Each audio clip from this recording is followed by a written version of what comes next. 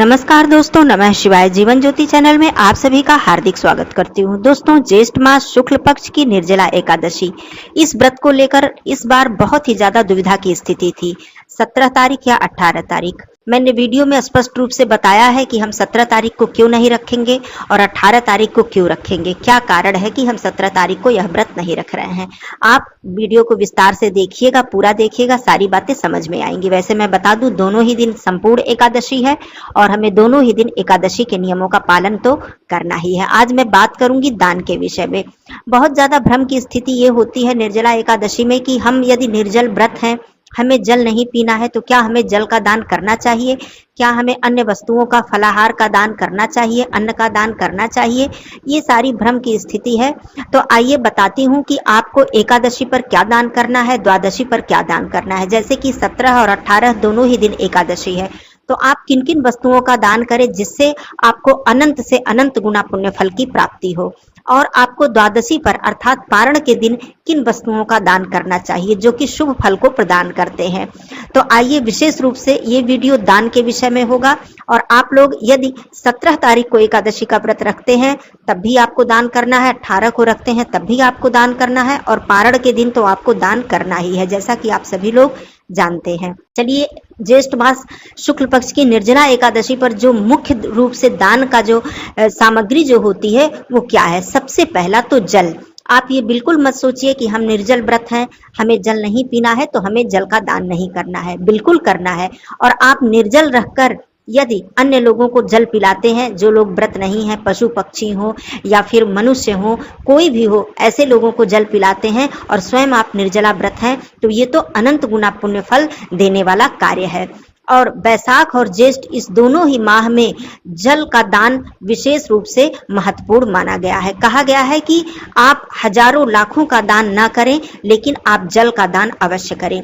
अब वैसे तो विधान की बात करूं तो मिट्टी के मटके में, मिट्टी के किसी भी पात्र में जल भरकर दान करने का विधान है, लेकिन इस समय मिट्टी का पात्र बहुत कम लोग प्रयोग में ला रहे हैं। वैसे तो बहुत अच्छी बात है, मिट्टी के पात्र का प्रयोग हमें करना चाहिए, लेकिन बहुत कम लोग प्रयोग कर रहे हैं, तो इसलिए बहुत से लोग धातु के पात्र में भी दान करते हैं। पीतल है, तांबा है, जो भी जिसकी शक्ति सामर्थ्य है, धातु के पात्र में भी जल भरकर दान करते हैं। तो आप लोग कर सकते हैं। ये मत सोचिएगा कि मिट्टी का पात्र हम नहीं ले पा रहे हैं तो हम जल दान कैसे करें। आप धातु के पात्र में भी जल दान कर सकते हैं। लेकिन इस एकादशी के दिन, पारण के दिन भी और एकादशी 17, 18, 19 तीनों ही दिन स्पष्ट रूप से मैं बता रही हूं कि जल का दान आप लोग जरूर कीजिएगा।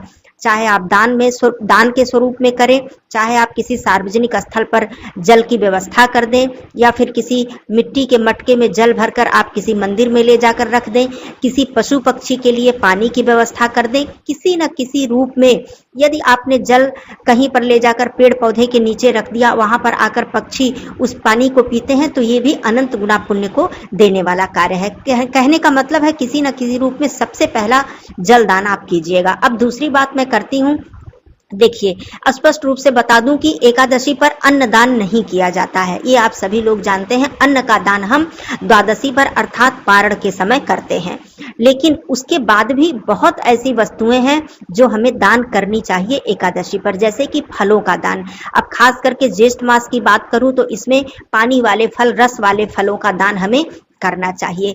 अब गर्मी से निजात पाने के लिए व्यक्ति को जिस चीज की बहुत ज्यादा आवश्यकता होती है, ऐसी वस्तुओं का दान। इसमें कौन कौन सी वस्तुएं हैं, जैसे कि जूते चप्पल। जो गरीब लोग हैं उनके पास जूते चप्पल नहीं है, धूप में चल रहे हैं, नंगे पैर हैं, उनके पैर जल रहे हैं, ऐसे लोगों को यदि आप ले जाकर जूते चप्पल दान कर देते हैं, उन्हें दे देते हैं, तो ये बताइए कितना अच्छा कार्य है, कितना पुण्य का कार्य है।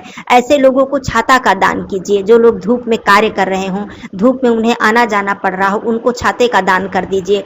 पंखे का दान बहुत ही ज्यादा महत्वपूर्ण होता है। मान लीजिए बांस का पंखा ही विधान में था, शुरू से प्राचीन काल से बांस के पंखे का दान हम लोग वट सावित्री पर, बैसाख मास में, ज्येष्ठ मास में करते हैं।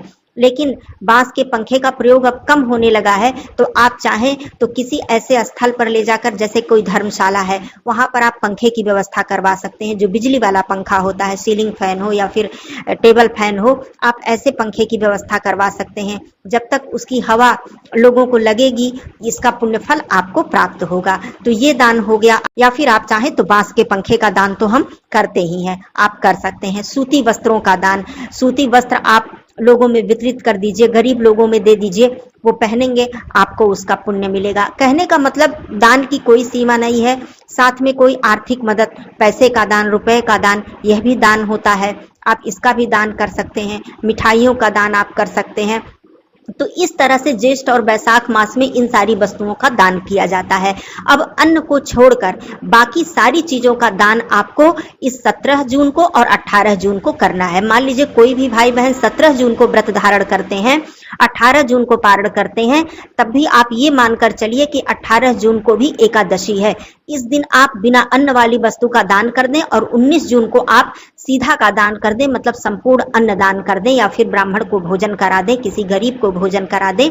इस तरह से आप ये कार्य कर दें, भले ही आप 17 जून को व्रत रखे हों और 18 को पारण कर रहे हों, क्योंकि दोनों ही दिन एकादशी है, तो हमें एकादशी के नियमों का पालन करना ही करना है।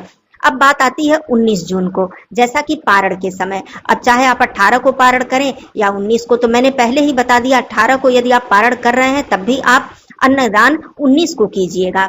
ये नियम है, क्योंकि एकादशी है 18 को।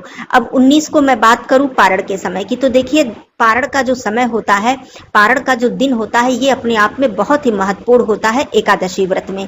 एकादशी व्रत में जिस प्रकार से आप सुबह सवेरे उठकर स्नान आदि करके पूजन अर्चन करते हैं, भगवान विष्णु जी, माता लक्ष्मी जी की, माता तुलसी जी की पीपल पूजा करते हैं, उसी प्रकार हमें द्वादशी पर अर्थात पारण के दिन भी उसी प्रकार, उसी विधि विधान से हमें भगवान विष्णु जी, माता लक्ष्मी जी की पूजा अर्चना करनी चाहिए। तुलसी पत्र अर्पित करना चाहिए, जनेऊ अर्पित करना चाहिए, पीला पुष्प, पीला चंदन से उनकी पूजा अर्चना करनी चाहिए, विष्णु सहस्त्र नाम का पाठ करना चाहिए, नैवेद्य भोग प्रसाद अर्पित करना चाहिए, विधि विधान से आरती करनी चाहिए। ये सारे कार्य हमें पारण के दिन करने ही चाहिए, क्योंकि द्वादशी तिथि दोस्तों पूरी तरह से भगवान विष्णु जी को समर्पित है। द्वादशी व्रत का विशेष महत्व होता है, इसीलिए जब एकादशी 2 दिन पड़ती है तो द्वादशी युक्त एकादशी रखने का सलाह दिया जाता है, शास्त्रों में भी ये बताया गया है। ये बात हो गई। अब आपने पूजन अर्चन कर लिया, भगवान विष्णु जी को भोग प्रसाद, तुलसी पत्र इत्यादि आपने अर्पित कर दिया, आरती कर लिया। अब आपको सबसे पहला कार्य दान। तो द्वादशी पर अन्नदान का विशेष महत्व है। जैसे कि मैंने बताया, एकादशी पर हमें अन्नदान छोड़कर बाकी सभी वस्तुओं का दान करना चाहिए, उसी प्रकार द्वादशी पर आप संपूर्ण सीधा का यदि दान कर देते हैं, साथ में जल, जैसा कि ज्येष्ठ मास है, संपूर्ण सीधा चावल, दाल, हल्दी, नमक, सब्जियां, फल, तेल, मसाले, सारी चीजों का आप दान करें, साथ में दक्षिणा रखें और जल रखें। किसी भी पात्र में, आप चाहे मिट्टी या फिर धातु के पात्र में जल रखकर पात्र सहित आपको दान करना चाहिए। तो ये जब दान आप कर लेते हैं, उसके बाद भगवान विष्णु जी के चरणों में अर्पित किया हुआ प्रसाद और तुलसी पत्र को ग्रहण करके आपको पारण करना चाहिए। इससे बढ़िया, इससे उत्तम एकादशी का पारण तो कुछ हो ही नहीं सकता है। एकादशी का पारण तुलसी पत्र ग्रहण करके हमें करना चाहिए। यहाँ पर मैं पारण की बात कर रही हूँ, तो यहाँ पर मैं ये भी बता दूं कि यदि आप 18 तारीख को पारण करते हैं, 17 को व्रत रखते हैं, तो आपको 1:30 बजे के बाद पारण करना चाहिए दोपहर में, और यदि आप 19 को पारण करते हैं तो प्रातःकाल 7:30 बजे तक आपको पारण कर लेना है, तभी आपको व्रत का संपूर्ण लाभ प्राप्त होने वाला है। और जो लोग 18 को पारण कर लेते हैं, वो लोग 18 को रात्रि में भी तामसिक भोजन का प्रयोग नहीं करेंगे, लहसुन प्याज इत्यादि का प्रयोग आप लोग मत कीजिएगा। हो सके तो चावल भी मत खाइएगा। ये बात हो गई। वैसे अधिकतर लोग 18 को ही व्रत रखेंगे। बहुत ज्यादा कंफ्यूजन है, तो बहुत से लोग 17 को भी हो सकता है कि व्रत रख रहे हों।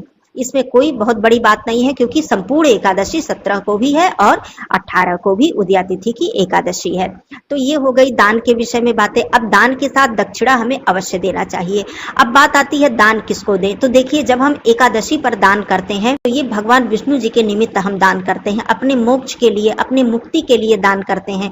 अपने पापों से छुटकारा पाने के लिए दान करते हैं, तो ये दान हमें ब्राह्मण को देना चाहिए। ब्राह्मण को आप कुछ दान आपने कर दिया, उसके बाद आप गरीब को भी दान कर सकते हैं, किसी असहाय को भी दान कर सकते हैं, जिसके पास कुछ नहीं है उसको भी दान कर सकते हैं। इससे अच्छा तो कुछ हो ही नहीं सकता, ये बहुत ही उत्तम बात है। लेकिन जहां तक एकादशी दान का विधान है, तो इसमें कुछ न कुछ आप ब्राह्मण को दान अवश्य करें, इससे हमें मोक्ष की प्राप्ति होती है। और शास्त्रों में भी ब्राह्मण को दान करना सबसे ज्यादा सर्वश्रेष्ठ और उत्तम बताया गया है। ऐसा नहीं है कि केवल आप ब्राह्मण को ही दान करें और कोई आपके सामने निर्धन असहाय आपको दिख रहा है तो उसे आप दान ना करें, ऐसा नहीं है। ब्राह्मण को दान, मैंने बताया कि ऐसे इस निमित्त हम दान करते हैं, जब एकादशी के निमित्त तो हम ब्राह्मण को दान करते हैं। उसके बाद आप जितना चाहे दान गरीबों को आप जरूर करें, प्रतिदिन करें, हमेशा करें। कोई जरूरी नहीं है कि व्रत रख रहे हैं तभी आप करें।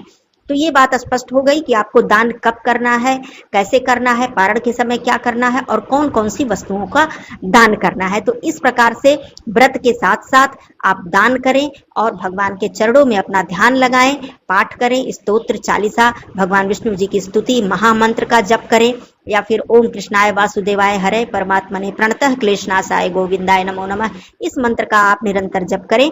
आपके घर से कलह क्लेश विघ्न बाधा संकट विपत्ति सब कुछ दूर हो जाने वाली है दोस्तों। तो ये सारी जानकारी थी। आपको वीडियो अच्छा लगे तो इसे एक लाइक जरूर कीजिएगा। चैनल पे यदि पहली बार हैं तो चैनल को सब्सक्राइब कर लीजिएगा। कमेंट बॉक्स में ओम नमो भगवते वासुदेवाय अवश्य लिखिएगा। दोस्तों फिर मिलती हूँ ऐसी उपयोगी वीडियो के साथ, तब तक के लिए धन्यवाद। नमः शिवाय, हर हर महादेव।